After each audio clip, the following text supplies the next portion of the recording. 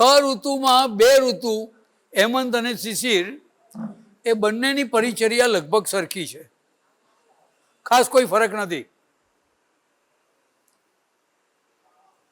આ દિવસોમાં મધુર અને લવણ રસનું વધારે સેવન કરવું જોઈએ અને ગુરુ દ્રવ્યો પચવામાં થોડા ભારે દ્રવ્યો ખાવા જોઈએ, કારણ કે પાચન અગ્નિ વધારે છે. સામાન્ય રીતે શરીરમાં જો પાચન અગ્નિ વધારે ભભૂકેલો હોય, તીવ્ર હોય અને યોગ્ય ગુરુ દ્રવ્યો ખાવામાં ના આવે તો એ અગ્નિ શરીરની પોતાની ધાતુઓને ખાઈ જાય છે, એ ધાતુઓને બાળી નાખે છે. રસ, રક્ત, માંસ, મેદ બધું ઓછું થઈ જાય શરીરમાંથી. એટલે ન થાય એટલા માટે શિશિર ઋતુમાં અને હેમંત ઋતુમાં ગુરુ થોડા પચવામાં ભારે દ્રવ્યો, અને આપણે ખાતા જોઈએ છીએ. લગભગ અડદિયા પાક છે, મેથી પાક છે અને સાલમ પાક છે, અને આવા બધા દ્રવ્યો, સૂકો મેવો છે, બીજા ઘણા દ્રવ્યો, આપણે ગુંદરની બનેલી વસ્તુઓ છે, આ બધા ભારે અને ગુરુ દ્રવ્યો આપણે હેમંત અને શિશિરમાં ખાવાની આપણી પરંપરા છે, અને એ પરંપરા બહુ સાચી છે, એને જાળવી રાખવી જોઈએ. જે માત્રામાં આપણે ખાવાનું છે એ વ્યવસ્થા આપણી ગોઠવાયેલી જ છે. એટલે મધુર, લવણ, રસ અને ગુરુ દ્રવ્યો, થોડું તાપનું સેવન કરવું જોઈએ. સૂર્યના કિરણો,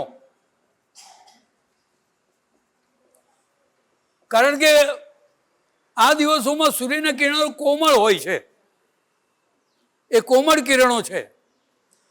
આધુનિક વિજ્ઞાન પ્રમાણે વિટામિન ડી આપનારા કિરણો છે, શરીરના હાડકાને મજબૂત બનાવવાનું કામ કરે છે. આ શિયાળાનો તડકો, એટલે તાપ સેવન કરવું જોઈએ, સૂર્યના કિરણોનું સેવન કરવું જોઈએ. દહીં ખાવું જોઈએ, એ વાત આપણે કરી ગયા. સ્નાન ઉષ્ણ જલથી કરવું જોઈએ, ગરમ પાણીથી.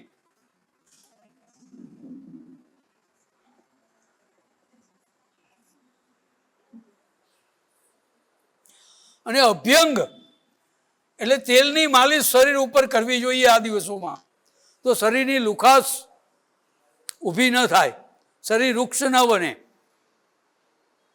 ચામડી લુખી ન થઈ જાય. એટલે અભ્યંગ, શરીરે તેલ ચોળવું અને પછી સ્નાન કરવું, એ જે વિધિ આપણે અભ્યંગને ઉદ્વર્તનમાં જોઈ ગયા, એ વિધિ પ્રમાણે તેલ ચોળીને સ્નાન કરવું જોઈએ. એટલે અને આ 2 ઋતુ બહુ મહત્વની છે. મહત્વની આમ તો બધી ઋતુ છે, દરેકનું પોતપોતાનું મહત્વ છે, પણ આ 2 ઋતુ એમાં જો યોગ્ય ગુરુ દ્રવ્યો પાચન થાય એ રીતે યોગ્ય પ્રમાણમાં ખાવામાં આવે તો આખા વર્ષનું બળ એનાથી મળે છે આપણને. આખા વર્ષની તાકાત એનાથી જળવી રહે છે. જે પોષક દ્રવ્યો ગયા એ પોષક દ્રવ્યોના સૂક્ષ્મ પોષક તત્વો એનો શરીરમાં સંચય થાય છે, ખનિજ દ્રવ્યોથી માંડીને તમામ બાબતોનો, અને એ બધું સમગ્ર વર્ષ દરમિયાન શરીરમાં ઉપયોગમાં આવ્યા કરે છે. એટલે સમગ્ર વર્ષનો આધાર આ 2 ઋતુ છે. એમાં પણ અડધી હેમંત જાય, અડધી હેમંત ગયા પછી અને શિશિરનો શરૂઆતનો અડધો ભાગ, એટલે માગસર અને પોષ, મહા અને ફાગણ, એમાં પોષ અને મહા મહિનો આપણે બતાવ્યું એ પ્રકારનો. એટલે માગસર પૂનમથી તે મહાપૂનમ સુધી, માગસર પૂનમથી મહાપૂનમ સુધીનો સમય બહુ સારો છે, શરીરને પુષ્ટ કરનારો છે. જઠરાગ્નિ વધારે હોય છે, ખોરાકની ભૂખ વધારે લાગે અને ખોરાક પૂરતા પ્રમાણમાં લેવો જોઈએ, ભારે પદાર્થો ખાવા જોઈએ અને સૂર્યનો તાપ જેટલો લેવાય એટલો લેવો જોઈએ. બપોરના કિરણો પણ સૂર્યના આ દિવસોમાં લેવામાં કોઈ નુકસાન નથી. એટલે આપણે હેમંત અને શિશિરની સામાન્ય જે ચર્યા છે એની વાત કરી. આ ઋતુમાં કડવો, તુરો અને તીખો રસ બને એટલો ઓછો લેવો જોઈએ. પછી તીખા ફરસાણો, પંજાબી શાક, કડવા પદાર્થો, કોઈને સુદર્શનની ગોળી કે ચૂર્ણ કાયમ લેવાની ટેવો છે, આ બધું આ ઋતુમાં છોડી દેવું જોઈએ, ચાલે નહીં બિલકુલ. એટલે કડવા, તીખા ને તુરા દ્રવ્યો બને એટલા ઓછા લેવા જોઈએ. ન લેવાય તો વાંધો નથી. અને વાયુ કરનારા વાયડા પદાર્થો પણ આ ઋતુમાં ના ખાવા જોઈએ, કારણ કે આ ઋતુમાં વાયુ, સૂકા પવનોને કારણે શરીરમાં વાયુનો પ્રકોપ થવાની થોડી સંભાવના રહે, પણ મધુર દ્રવ્યો અને ગુરુ દ્રવ્યો ખાવાથી એ વાયુ પ્રકોપ કરતો નથી. એટલે વાયડા પદાર્થો, વટાણા ખાવાનો રિવાજ આપણે ત્યાં બહુ વધી ગયો છે, અને શિયાળામાં ખાસ, કારણ કે એ સિઝનમાં વટાણા ખૂબ આવે, લીલા વટાણા, અને એ લીલા વટાણા બધી રસોઈમાં સ્વાદ વધારવાનું કામ કરે. એટલે અનેક એની વાનગીઓ બને, અને ભાજીની સાથે પણ મિશ્ર કરીને એના શાક બનાવીએ. પણ વટાણા એ વાયડા પદાર્થોમાં મુખ્ય છે, એટલે વટાણા ન ખાવા જોઈએ આ ઋતુમાં, અથવા બહુ ઓછા પ્રમાણમાં ખાવા જોઈએ. એનો સૂપ કરીને પીવાય, બાકી એ ખાવાની વસ્તુ નથી. એટલે આ ઋતુમાં જેવો વટાણા વધારે ખાય છે એના શરીરમાં વાયુના દોષો થવાની સંભાવના રહેવાની. જેને ઢીંચણના દુખાવા છે, શરીરમાં ઘસારો છે, ઘસારા કરતાં પણ બેઠો દુખાવો, શરીરમાં માંસ ધાતુ ઓછી થઈ હોય, રસ ધાતુ ઓછી થઈ હોય, તો એ સંજોગોમાં વટાણા ખૂબ નુકસાન કરનાર છે. એટલે એને પ્રતિબંધિત ગણ્યા છે વાયુના રોગોમાં વટાણાને. જેટલા પણ કઠોળ છે એમાં વાયુ કરનારા દોષોમાં વટાણા પહેલા નંબરે છે, પ્રથમ ક્રમે છે. વાલ પણ અને ચોળા પણ શરીરમાં વાયુ કરે, પરંતુ વાલ અને ચોળા એ શરીરને પુષ્ટ કરવાનું કામ કરે છે. એટલે આપણા જમણવારોમાં ભૂતકાળમાં શીરા સાથે, લાપસી સાથે ચોળાનો વ્યવહાર હતો. ચોળા એટલે ખવાતા હતા કે પુષ્ટિ મળે શરીરને, જમણવારની અંદર એનો ઉપયોગ. અને વાલ, લાડવા સાથે વાલ રહેતા હતા. વાલ પણ શરીરને પુષ્ટ કરે, વાયુ કરે પણ પુષ્ટ કરે શરીરને, એટલે વાંધો બહુ આવતો નથી. પણ વટાણામાં શરીરને પુષ્ટ કરતા નથી. એટલે આ ઋતુમાં વાયુ કરનારા બધા પદાર્થો બંધ કરવા જોઈએ, વાયડા પદાર્થો. વસંત ઋતુની વાત પર આવીએ આપણે. વસંત ઋતુ શરૂ થાય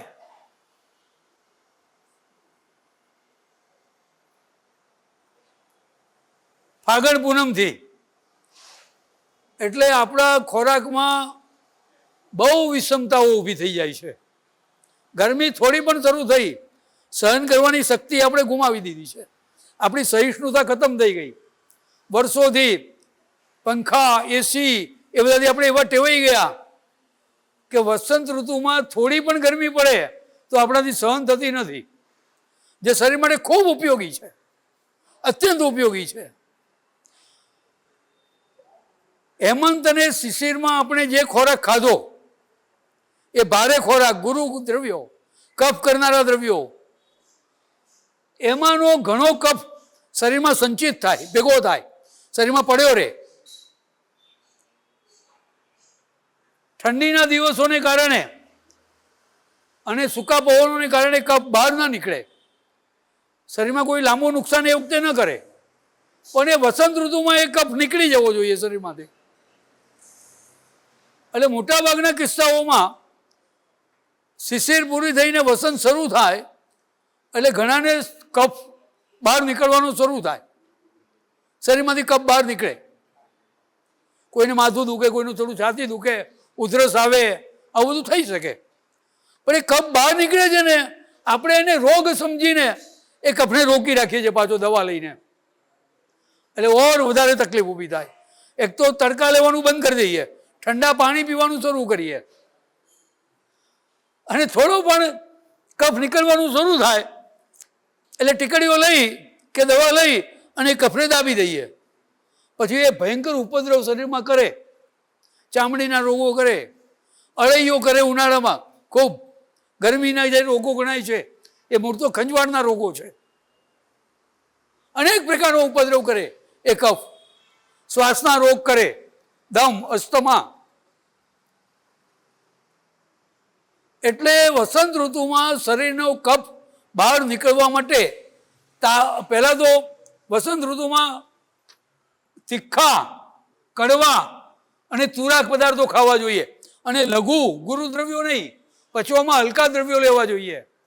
ગેસ છે, ભડકું છે, થૂલી છે, કે એવા પ્રકારના જે પચવામાં દાળ ભાત છે, એવા પ્રકારના પદાર્થો, મગની મોગર દાળ છે, આ બધા પદાર્થો ખોરાકમાં વધારવા જોઈએ. પચવામાં હલકા પદાર્થો, ચોખાની બધી વસ્તુ પચવામાં મોટે ભાગે હલકી હોય છે. એટલે લઘુ, લ એટલે લઘુ, આ લ લખ્યું છે બધામાં લઘુ.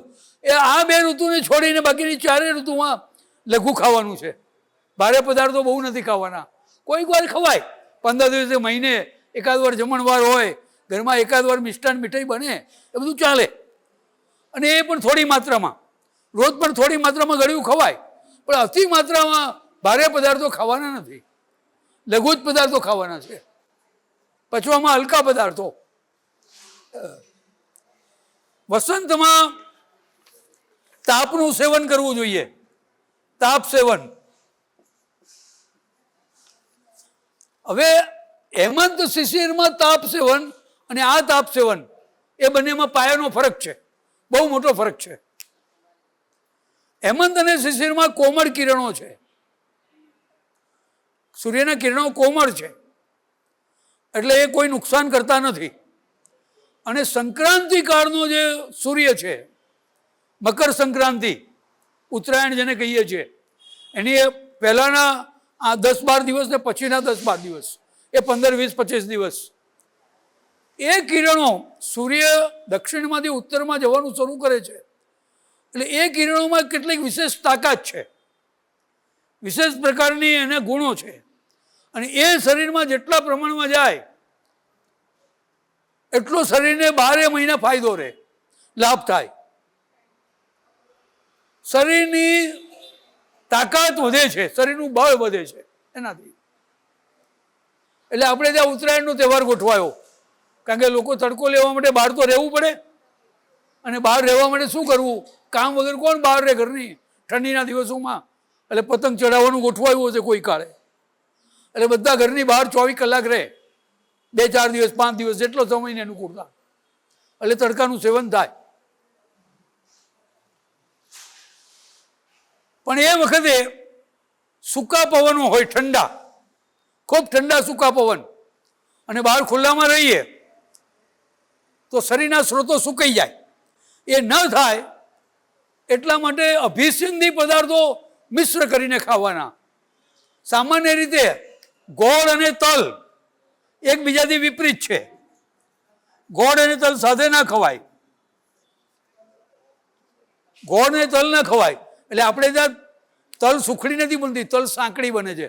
સાંકડીની સાકરી, તલ અને સાકર મિક્સ થાય એટલે તલ સાકરી કહેવાય. પણ સાંભળો, પણ ઉત્તરાયણની આજુબાજુના દિવસોમાં તલ ને ગોળનું ભેગું બનાવેલી વસ્તુ ખવાય, થોડા દિવસ, થોડા પ્રમાણમાં. એ શરીર માટે ઉપયોગી છે. મેંદો 12 મહિના ન ખવાય, પણ શિયાળાના દિવસોમાં થોડા પ્રમાણમાં મેંદાની વસ્તુ આવે તો ચાલે. એ ભારે દ્રવ્ય છે પચવામાં, એટલે થોડા પ્રમાણમાં ઉપયોગી છે. એટલે આ થોડું સમજી લેવું જોઈએ આપણે બરાબર, કે ભારે દ્રવ્યો કયા કયા છે, કેટલા પ્રમાણમાં ખવાય ન ખવાય. અને ના ખ્યાલ આવે કશો તો જે દિવસોમાં જે ચીજો ખાધી એ 2-3 દિવસમાં એની અસર દેખાય તો આપણને ખબર પડી જવી જોઈએ કે આ ખાવાને કારણે આ થયું છે. તો એની ઉપર આપણે અવરોધ મૂકી દેવાનો, બ્રેક મારી દેવાની.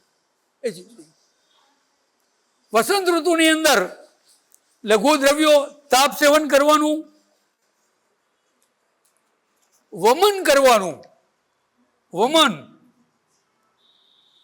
એવા પ્રકારના દ્રવ્યો, મીંડળ છે, મીંડળ અને એવા બીજા પ્રકારના ઘણા દ્રવ્યો છે વમન માટેના, એ થોડી માત્રામાં લઈ અને 1-2 વાર વમન કરવું જોઈએ તો બધો કફ નીકળી જાય શરીરમાંથી.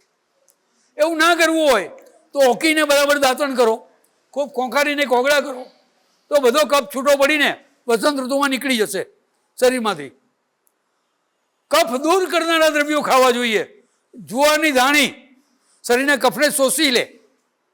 જુવારની ધાણી ખાવાથી ખૂબ ચાવીને એક રસ થાય ત્યાં સુધી મીઠું નાખ્યા વિના વઘારવાની. ઘીનો વઘાર કરવાનો અથવા તેલનો પણ ચાલે.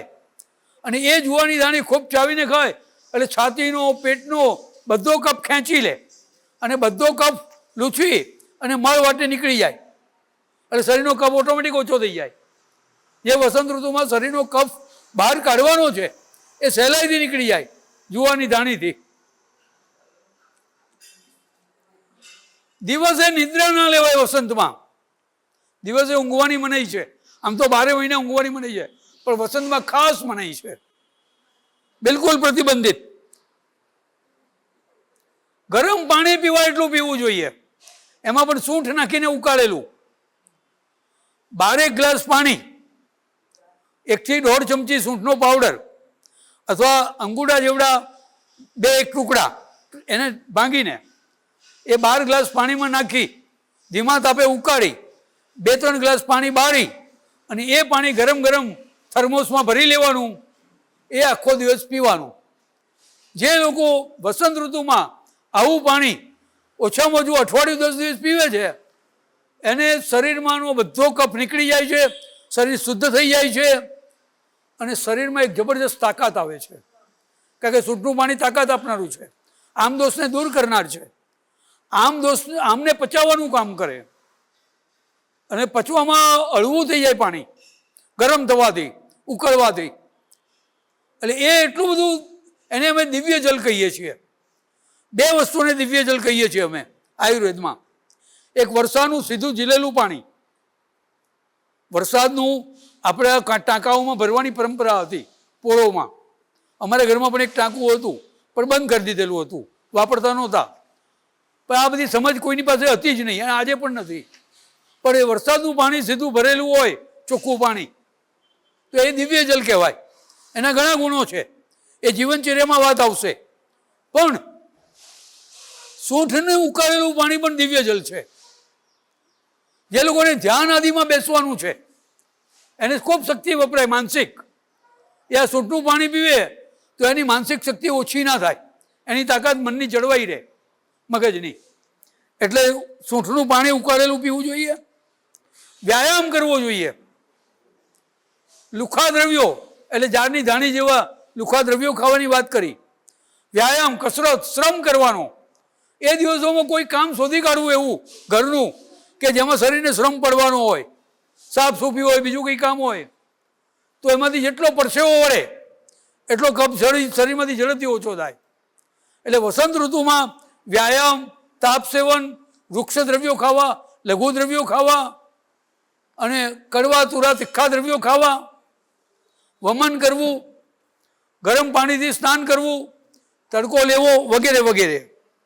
દિવસની નિદ્રા બંધ, ભારે પદાર્થો નહીં ખાવાના, ઠંડી વસ્તુઓ નહીં ખાવાની, ઠંડુ પાણી નહીં પીવાનું, સ્નિગ્ધ ઘી તેલવાળા પદાર્થો, વધારે પડતા ઘી તેલ, સામાન્ય ઘી તેલ ખવાય પણ વધારે પડતા ઘી તેલવાળા પદાર્થો ખાવાના નહીં.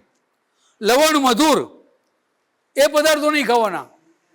ગળ્યા અને ખાટા અને ખારા પદાર્થો ઓછા ખાવાના અથવા નહીં ખાવાના.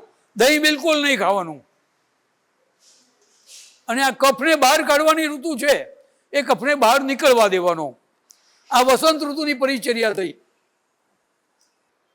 ગ્રીષ્મ ઋતુમાં પણ પચવામાં હલકા દ્રવ્યો પણ સ્નિગ્ધ દ્રવ્યો, ઘી તેલવાળા દ્રવ્યો, વિશેષ કરીને ઘીવાળા દ્રવ્યો વધારે ખાવા જોઈએ.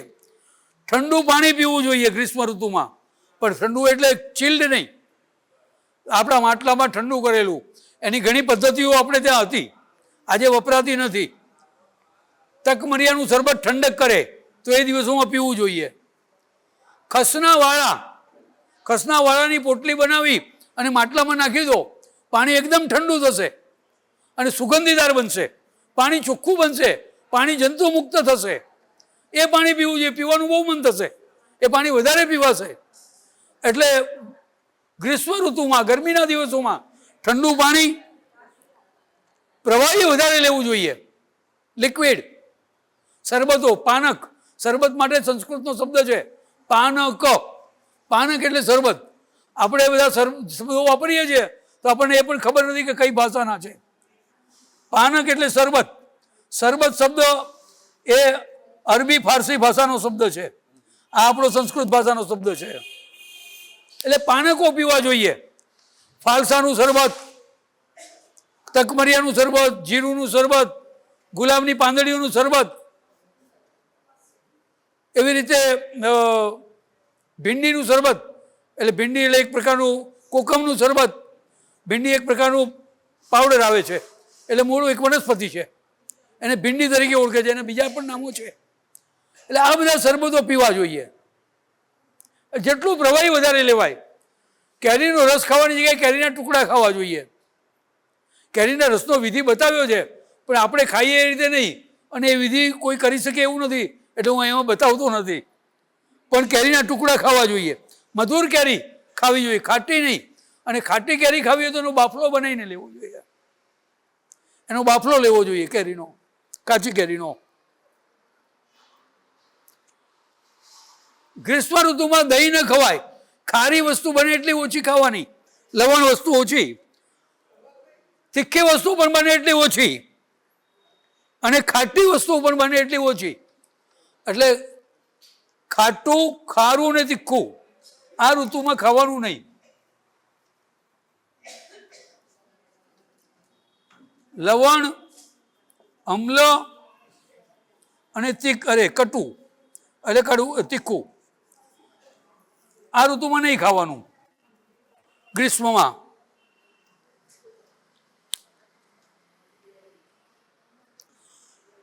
ઠંડા પાણીથી સ્નાન આ ઋતુમાં કરી શકાય, કરવું હોય તો. ઠંડા ઋતુમાં સ્નાન કર, ઠંડા પાણીથી આ ઋતુમાં સ્નાન કરવું જોઈએ. આ ઋતુમાં વ્યાયામ કરવાની મનાઈ છે, તાપ સેવનની પણ મનાઈ છે. તડકો નહીં લેવાનો, વ્યાયામ નહીં. બપોરનો તડકો નહીં, સવારનો કુમળો તડકો થોડી વાર લો ના લો, બાકી તડકામાં બહુ ન ફરવું જોઈએ આ ઋતુમાં. વ્યાયામ નહીં કરવો જોઈએ આ ઋતુમાં. વ્યાયામ કરવાથી નુકસાન થાય. હળવો વ્યાયામ કે પોતાનું ઘરનું કામ કરી શકાય, પણ વિશેષ વ્યાયામ કરવાની મનાઈ છે. અને સાથવો એટલે સથ્થું, આ એક બહુ મજાની વસ્તુ છે.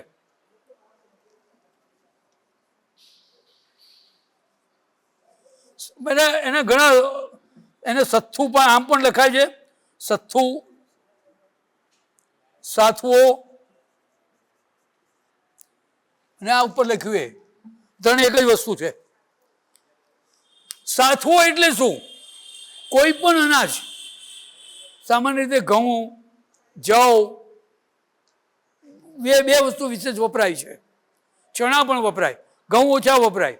ચણા અને જવ. જવ ફોતરા વિનાના જવ લેવાના, ફોતરાવાળા જવ નહીં, ફોતરા કાઢેલા છડેલા જવ. એ જવને થોડા ભીના કરી સહેજ પોચા થાય, સહેજ નહીં જેવા, પછી ધીમા તાપે શેકી અને પછી એને પાવડર કરી નાખવાનો, એનો લોટ. એને સથ્થો અથવા સાથવો કહેવાય. ચણાનો પણ સાથવો બને આ રીતે. આપણા શેકેલા ચણા કે ડાળિયા, એનો પાવડર પણ સથ્થું કહેવાય. એટલે એ સથ્થુ, સાથવો એ ખૂબ તાકાત આપનારો છે શરીરને. મુસાફરીમાં આપણે ત્યાં મોટે ભાગે મુસાફરો સાથવો જોડે રાખતા. પોટલી બાંધેલી હોય સાથવાની, એટલે બહુ વાંધો ના આવે, એનું બહુ લાંબુ વજન ના થાય.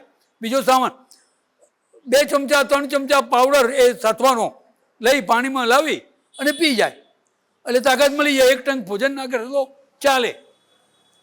આ સાથવો ઉનાળાની ઋતુમાં એટલે ગ્રીષ્મ ઋતુમાં પાણીમાં ઓગાળી એટલે પલાળી અને એમાં સાકર નાખીને લેવો જોઈએ, એકલો નહીં, સાકર નાખીને. સાથવો એકલો ક્યારેય ના લેવાય, ક્યાં મીઠું નાખીને, ક્યાં સાકર નાખીને, ક્યાં દૂધમાં લેવાય. એટલે એ સાથવો ઉનાળામાં સાકર નાખી અને એ સાથવો પી શકાય. સાથવો એકવાર પીધા પછી તરત બીજી વાર ન પીવાય. એક જ દિવસે 2 વાર લેવાય નહીં, એટલું ધ્યાનમાં રાખવાનું. એટલે એ સાથવો પણ ઉનાળામાં ઉપયોગી છે, તાકાત આપનાર છે.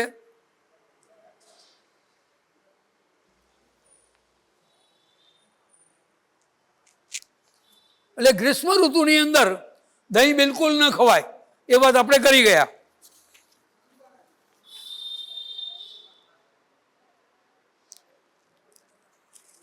ગ્રીષ્મ ઋતુમાં પિત્તનો પ્રકોપ થવાની સંભાવના રહે, એટલે બળતરા વગેરે થાય શરીરમાં, તો મધુરાદી દ્રવ્યો ખાવી અને એ બળતરાને શાંત કરવી જોઈએ. ગ્રીષ્મ ઋતુમાં વાયુ સંચિત થવાનો, બધો વાયુ, જેમ શિયાળામાં આપણે ખાધું અને કફ ભેગો થયો, એમ ગ્રીષ્મમાં બધો વાયુ ભેગો થાય, જે વર્ષા ઋતુમાં શરીરમાંથી બહાર નીકળશે. એ શરીરમાંથી બહાર નીકળવાની પ્રક્રિયા વર્ષા ઋતુમાં થવાની. એટલે વર્ષા ઋતુમાં વાયુનો પ્રકોપ થઈ શકે, એ વખતે શું કરવું એ પણ બરાબર આપણે ધ્યાનમાં રાખવાનું છે. એ વાત આગળ કરું છું. ગ્રીષ્મ ઋતુમાં બપોરે થોડી વાર સૂવાની છૂટ આપી છે. બપોરે થોડી વાર સૂઈ શકાય ઠંડા ભાગમાં, એટલે ઠંડકવાળી જગ્યામાં.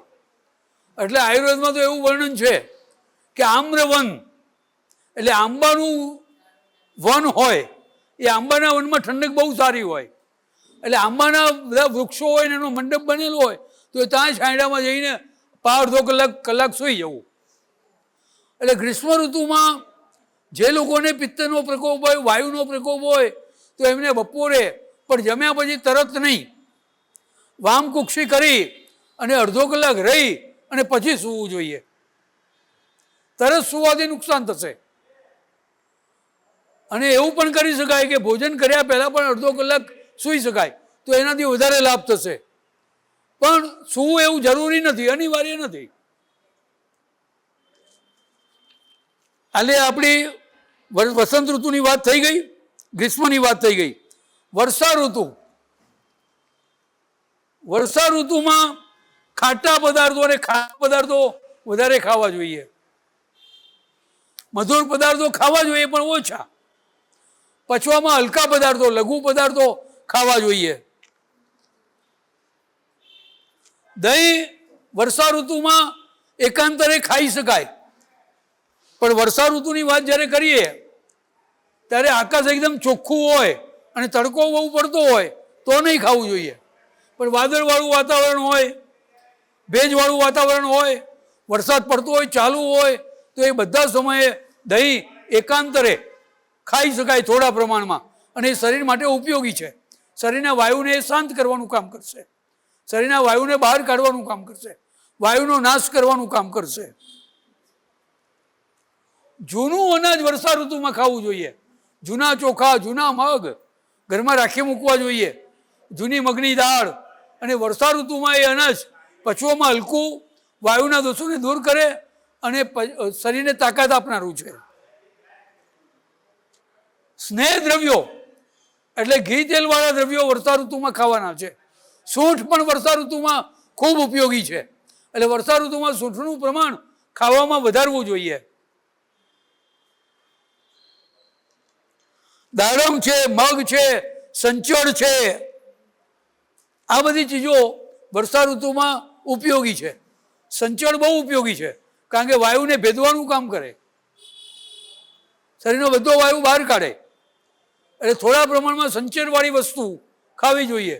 દાડમ ખાવા જોઈએ, અને દાડમની સાથે સંચળવાળી તળેલી ચણાની દાળ મિશ્ર કરીને ખાવાથી વર્ષા ઋતુમાં લાભકારક છે. એકલી ચણાની દાળ નહીં, એકલી ચણાની દાળ વાયુ કરનાર છે, પણ તળેલી ચણાની દાળ વત્તા સંચળ નાખેલી, મરી ભભરાવેલી, લાલ મરચું ખાતા હોય તો લાલ મરચું ભભરાવેલી, અને દાડમના દાણાની સાથે મિક્સ કરીને ખાવાનું. તો આ વર્ષા ઋતુ. વર્ષા ઋતુમાં નદીનું નવું પાણી ન પીવું જોઈએ. જ્યાં પણ નદી હોય, તળાવ હોય, તો એ પાણી, આપણા ઘરમાં પાણીની બીજી વ્યવસ્થા હોવી જોઈએ, કારણ કે એ દૂષિત પાણી હોય છે.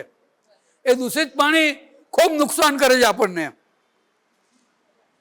સાથવો પાણીની સાથે ખાવો જોઈએ. દિવસે નિદ્રા ના લેવી જોઈએ, શ્રમ પણ કરવો જોઈએ, થોડું તાપ છે ને શ્રમ નહીં કરવો જોઈએ, અને તાપ સેવન પણ નહીં કરવું જોઈએ વર્ષા ઋતુમાં. વર્ષા ઋતુના તડકા નથી લેવાના, વર્ષા ઋતુમાં વધારે પડતો શ્રમ પણ નથી કરવાનો. આપણે ત્યાં કેટલીક ચીજો એવી અદ્ભુત હતી, પણ આજે એટલી બધી વિકૃતિ આવી ગઈ અને આખી દુનિયામાં એ વિકૃતિ ફેલાઈ ગઈ. હમણાં શ્રાવણી પૂર્ણિમા ગઈ એટલે બધા, હું શબ્દો જરા વાપરું તો મને માફ કરજો, પણ બધા ઘેલા બનીને શ્રાવણી પૂનમ એટલે ભાઈ બહેનનો રક્ષાબંધનનો તહેવાર છે, એની પાછળ આખી દુનિયા દોડી રહી છે. વાસ્તવમાં ભાઈ અને બહેનનો તહેવાર ભાઈ બીજ છે, શ્રાવણી પૂનમ મૂળમાં છે જ નહીં. બિલકુલ આખું તોફાન દુનિયામાં ચાલે છે. એટલે હું શ્રાવણી પૂર્ણિમાએ ક્યારેય પણ રાખડી બંધાવતો નથી, જ્યારથી મારી સમજ આવી ત્યારથી. ભૂતકાળમાં રક્ષાબંધનના જેટલા ઉદાહરણો છે, રાણી કર્માવતીનું કે કુંતી માતાનું, એમને કંઈ શ્રાવણી પૂનમે બાંધી નથી રક્ષા. તો શ્રાવણી પૂનમનો હેતુ શું છે, રક્ષા સાથે કેવી રીતે જોડાઈ? એટલા માટે હું આ વાત કરું છું. કોઈને ભાઈ બહેનનો તહેવાર મનાવવો હોય તો મનાવે, એનો વાંધો નથી, પણ મૂળ વસ્તુ ભૂલાઈ ગઈ છે સાવ, અને એનો જે લાભ મળતો એ ખતમ થઈ ગયો છે. એટલા માટે આ વાત કરું છું. શ્રાવણી પૂનમે 3 વસ્તુ થતી આપણે ત્યાં. રવિશંકર મહારાજે એમના પ્રવચનોમાં 1948માં આ જ વાતો કરી, અને એમના જીવનમાં એમણે જે જોયું એ બધું લખ્યું છે ને કહ્યું છે. એ વખતે પણ ભાઈ બહેનનો તહેવાર એમના સમયમાં હતો નહીં. આ બ્રાહ્મણોનો તહેવાર છે, એટલે બ્રાહ્મણ વર્ણના બધા લોકો એ જનોઈ બદલવાનું કામ કરે. જે લોકો દરિયાઈ મુસાફરી કરવાના છે, તો ચૈત્રી પૂનમ પછી દરિયાઈ મુસાફરી બંધ થાય, દરિયામાં વાવાઝોડાના તોફાનો શરૂ થાય, અને એ બંધ થયેલો દરિયાનો વ્યવહાર શ્રાવણી પૂનમથી ખુલ્લો થાય, એટલે એને નારિયેળી પૂનમ કહેવાય. એટલે નારિયેળ વધેરીને કે નારિયેળ દરિયાને અર્પણ કરી અને દરિયાની મુસાફરી શરૂ થાય. આ બીજી વસ્તુ. અને ત્રીજી વસ્તુ, દરેક વ્યક્તિ, દરેક પરિવારના જે કુલ ગોર હોય, ગોરજી, કુલ ગોર, કુલ ગુરુ, જે બ્રાહ્મણ ગોર હોય, એ પરિવારમાં જાય, પોતાના બધા યજમાનોના ઘરે જાય. કોઈ મુહૂર્ત જોવાનું નહીં એમાં કે આટલા જ વાગે બંધાય ને આટલા જ વાગે.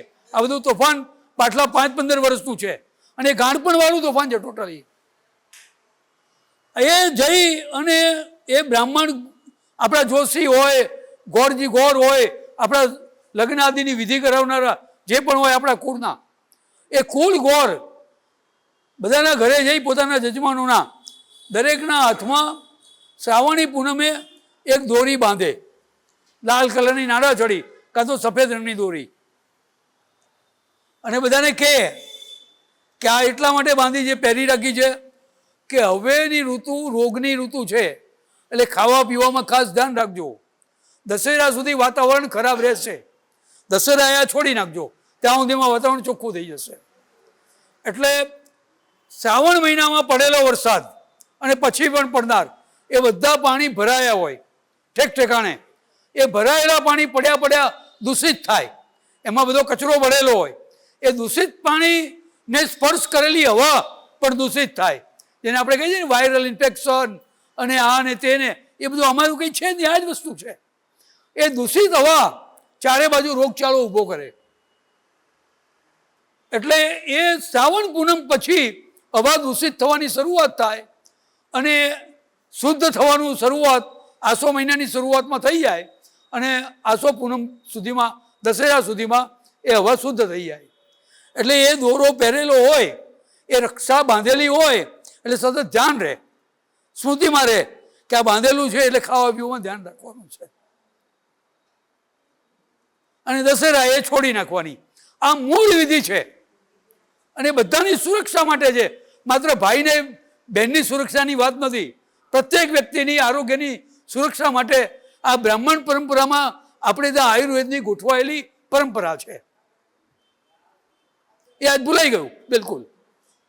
એટલે ઋતુ સાથે પણ આપણા તહેવારો એવી રીતે ગોઠવાયેલા છે કે જેનો મહત્તમ લાભ પ્રકૃતિના તત્વોનો મહત્તમ લાભ આપણને મળે અને પ્રકૃતિના હાનિકારક તત્વોથી આપણે વધુમાં વધુ બચી શકીએ, એટલા માટેની આ વ્યવસ્થાઓ છે.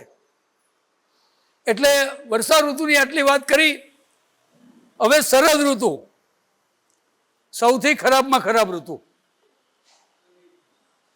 જે શરદ જીવી ગયા એ આખું વર્ષ જીવશે સામાન્ય રીતે. એટલે કોઈને 100 વર્ષનો આયુષ્યના આશીર્વાદ અપાય ને તો સતમ શરદમ જીવમ, 100 શરદ જીવો એમ. એટલે 100 વર્ષ જીવો.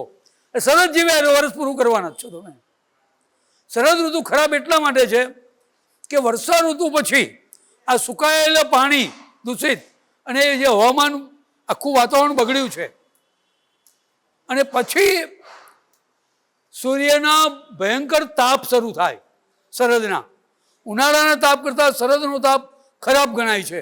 શરદ પૂનમનો સૂર્ય ખૂબ તીવ્ર રીતે અગ્નિ આપે અને શરદનો ચંદ્ર એ ખૂબ ઠંડક આપે. એટલે શરદ ઋતુના ચંદ્રને લેવાનો, એના કિરણો લેવાના અને દિવસમાં સૂર્યના કિરણોથી બચવાનું. એટલે શરદ ઋતુમાં મધુર દ્રવ્યો ખવાય, કસાય એટલે તુરા દ્રવ્યો પણ ખવાય અને કડવા દ્રવ્યો પણ ખવાય. લઘુ દ્રવ્યો ખવાય, ગુરુ દ્રવ્યો થોડા પ્રમાણમાં પણ એમાં ખવાય. કારણ કે શરદ ઋતુના ભીષણ તડકાને કારણે શરીરના સ્ત્રોતો લુખ્ખા થાય, શરીરમાં પિત્તનો પ્રકોપ થાય, બળતરા થાય. એ ન થાય એટલા માટે ઘી, દૂધ, સાકર, દહીં ન ખવાય શરદમાં બિલકુલ. અને મેંદો ખવાય થોડા પ્રમાણમાં, કારણ કે મેંદો છે એ સ્ત્રોતોને પૂરવાનું કામ કરે. પિત્તનાશક છે મેંદો, ઘઉં પોતે પિત્તનાશક છે એટલે મેંદો વધારે પિત્તનાશક છે. એટલે આપણે ત્યાં દિવાળી ઉપર મેંદાની મીઠાઈ, મેંદાના ફરસાણ ઘીમાં તળીને ખવાતા, સુવાળી મેંદાની બને, દહીંસરા મેંદાના બને, બધું ઘીમાં તળાય અને ઘૂઘરા પણ ઘીમાં તળાય અને ઘૂઘરાનું ઉપરનું પણ મેંદાનું.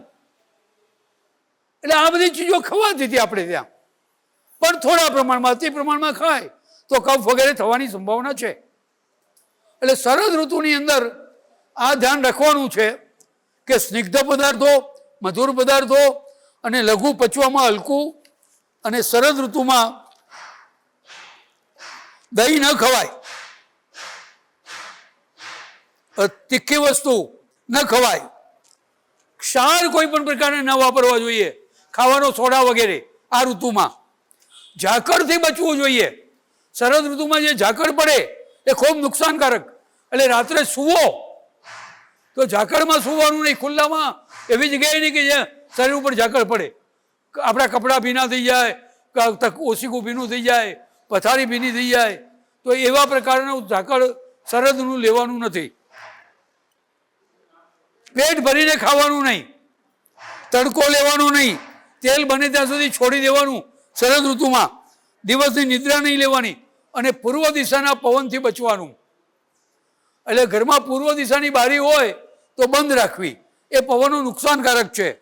એટલે આ રીતે આ ઋતુચર્યાની વાત આજે આપણે કરી. જીવનચર્યાની વાતમાં બીજી ઘણી વાતો આવશે, એમાં ઋતુચર્યાની પણ કેટલીક વાતો આવશે પાછી, અને દિનચર્યાની પણ કેટલીક વાતો એની સાથે જોડાયેલી આવશે. એટલે આજે આપણે આ ઋતુચર્યાની વાત અહીંયા પૂરી કરીએ છીએ. મોટાભાગના બધા મુદ્દા આપણે ઋતુચર્યાના આવરી લીધા છે. એમાં એક મુદ્દો મહત્વનો ધ્યાનમાં રાખવાનો છે, ઋતુ પરિવર્તન. એક ઋતુમાંથી બીજી ઋતુમાં જવાનું એ સૌથી મહત્વનો મુદ્દો છે. સમજો કે શિશિરમાંથી વસંતમાં જવાનું છે, તો શિશિરના પાછલા 7 દિવસ અને વસંતના આગળના પહેલા 7 દિવસ, એ 14-15 દિવસ ખોરાક ઓછો ખાવો જોઈએ. બદલાતી ઋતુના પાછલા 7 દિવસ અને નવી ઋતુના પહેલા 7 દિવસ, એ 15 દિવસ ખોરાક થોડો ઓછો કરવો જોઈએ. અને ઋતુનો જે આપણે ઋતુ પ્રમાણે જે હાર છે, આહાર વિહાર, એ ધીમે ધીમે ક્રમશઃ બદલવો જોઈએ. શિશિરનું જે ખાવા પીવાનું કે જે પ્રવૃત્તિ એ ધીમે ધીમે ઓછું કરી અને વસંતની પ્રવૃત્તિ વધારતા જવાનું. એટલે એ 15 દિવસનો ગાળો એ ઋતુના આહાર વિહારના ક્રમશઃ પરિવર્તન કરવાનું અને ખોરાક થોડો ઓછો કરવાનો. બધી ઋતુના સંધિકાળમાં ખોરાક થોડો ઓછો કરવો જોઈએ. આટલું ધ્યાન રાખવામાં આવે તો હું એવું માનું કે આપણા જીવનમાં ભાગ્યે જ કોઈ રોગ આવે, અને આવે તો સહેલાઈથી એ રોગ શાંત થઈ જાય. તો આજે અહીંયા આટલી વાત આપણે પૂરી કરીએ છીએ. પ્રણામ.